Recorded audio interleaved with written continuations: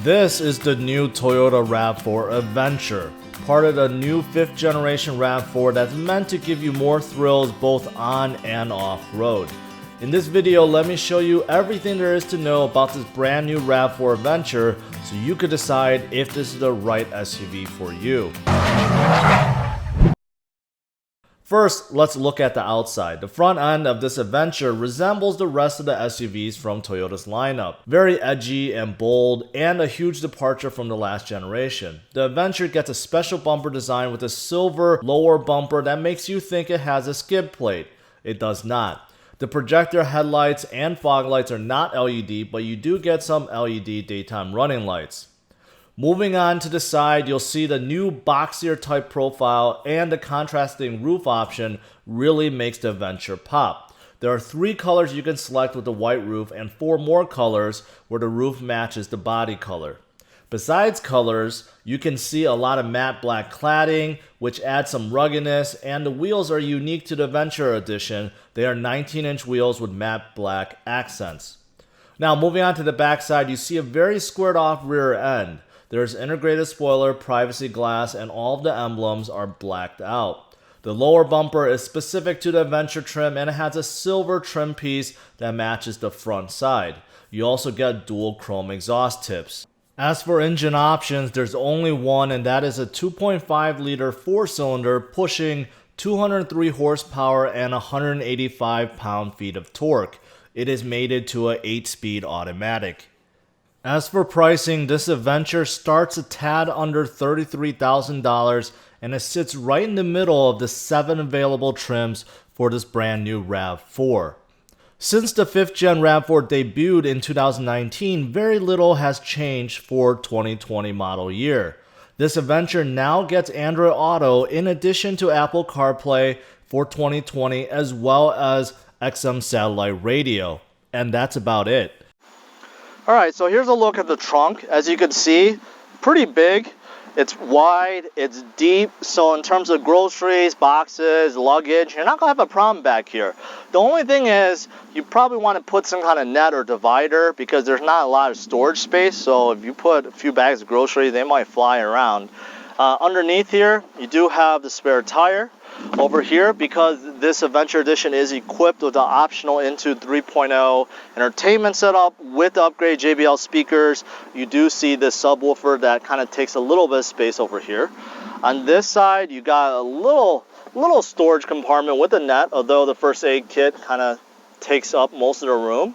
Over here, you have a 12V outlet, and a nice addition is this AC 120 outlet that you normally don't see in a lot of cars. Alright, so now I'm in the second row and it's pretty spacious back here. This is a compact SUV, remind you.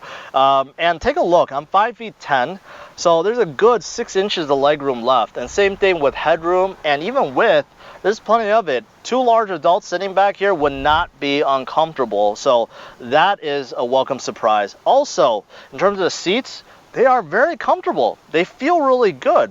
Now, because this is Adventure Edition, you get special leather seats with their own design, but they are very comfortable. I feel like I could sit here for a long trip and not feel uncomfortable.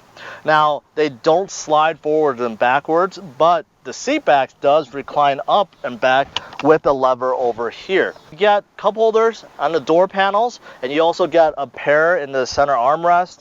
Over here, you get a pair of vents, and you get 2 USB ports, which is very, very important for kids these days. Now, here's a better look of the seats. So you can see there's a lot of contrasting. You get orange down the middle, white, and gray, and this carries throughout the seats, the door panels, and up front. Now, in the center, let me show you. So in the center, you just get a pair of cup holders. This is what I'm talking about in terms of the vents and USB ports. And take a look at this design. This is like something out of Transformers or something. Some kind of alien language that you see throughout this Adventure Edition. Just kind of out there. Alright, moving on to the front. So because this is the Adventure Edition, you do get this very special design. The seats, the door panel, right? You get a lot of contrasting. The gray, the white, the orange, and the aluminum, right? And then take a look at the dash, same thing. You got a lot of aluminum, right? You got a lot of orange and you got a lot of white. Just kind of carries and flows throughout the cabin. Now, over here, you got a huge 8-inch screen. This is touchscreen, right? Touchscreen combined with buttons, which is nice. So if you want power, your volume knob is over here. And then if you go into menu, you could kind of go through whatever you need to. This is setup, and everything is pretty responsive. Navigation. Now, moving down here, you got couple big knobs over here, right? And it kind of reminds me of the setup in like the Tacoma. It's big, it's in your face. You can see the temperature control here. The letters are nice and big. This is pretty standard. Down here, you have more space in orange for your phone or whatever. You can get a wireless charger over here for your phone, so that if your phone supports it, you can just put it over here. You do get another 12V outlet. You get another USB port over here, which is nice. Now moving on over here, you got a traditional shifter, really nice. Not like some of the other manufacturers that's trying to reinvent the wheel, which doesn't need to be reinvented. Now over here, you got electronic parking. This is brake hold, and this is a selector for your drive mode. Now, you do see up here, you can have eco, normal, sport. You could also control it so that you can set it to rock and dirt, and also mud and sand. So depending on what you're in the mood for, the all-wheel drive system will cater to that. Now this is snow mode, and this is hill descent. Now before I move on, I gotta talk about this all-new torque vectoring all-wheel drive system that is equipped in this Adventure. Now this system is very unique. It can send up to 50% of the engine power forwards and backwards, and it could send up to 100% of that power side to side. And this is needed whenever there's loss of traction. Also, that's very unique to this all-wheel drive system is the rear drive line can be electronically disconnected. And when that happens, that means the system sends all the power to the front wheels, and essentially the RAV4 acts like a front-wheel drive car. And the big benefit here is improved fuel economy, and that is really slick. Now moving on to the gauge cluster, take a look. You got one big screen over there, kind of nice, but you could see it's kind of unique where the gauges on the side, the RPM and the temperature and fuel, it's analog, but it kind of cuts into the screen there, right? So it's kind of like a dual setup, kind of unique. Miles per hour. So in the middle, you can scroll through a lot of things like fuel economy. You can also get a compass, you know, your music, your trip computer. You can scroll through a whole bunch of things over there. Now, moving on to the steering wheel. This is not leather, but it is a nice plastic. And over here, you get a whole bunch of things. This is controlling the menu up there, right, with the phone controls. And over here is more for the radar guided cruise control and also your lane departure. And down here is for your radio and so forth. Now over here, you got a little more space over here. It's kind of nice to put your change or whatever you want to, and it kind of matches what's over here, right? Besides just a glove box underneath, you just get, I don't know, a shelf to put whatever you want. Down the middle, a couple of cup holders, nice and big. You get a big storage bin, and surprise, surprise, more USB ports. Now up here, you do have Toyota SOS, and this controls the normal sunroof. It is not a panoramic sunroof. All right, so now it's time to go for a drive and see how this RAV4 behaves on the road. Right away, I've noticed that visibility is fantastic. The front windshield is huge, and I can see well over the hood. There's no problem with that. So if there's small children or whatever up there, I could see that. Same thing with the sides and the rear. So most cars, most SUVs have good visibility, but the RAV4, plenty of it. And that is a great thing. Now, in terms of quietness, RAV4s have traditionally been quiet, and it's no different this time around. Pretty quiet ride, although when you step onto the engine, it's a little loud. You can definitely hear the engine. But outside of that, there's no wind noise, no tire noise, really nothing. It's really quiet until you kind of floor it. I showed you guys this beautiful Adventure leather, has that contrast. It feels nice, it's very comfortable.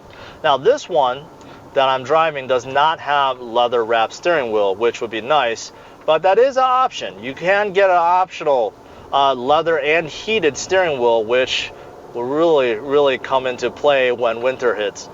The overall ground clearance has increased.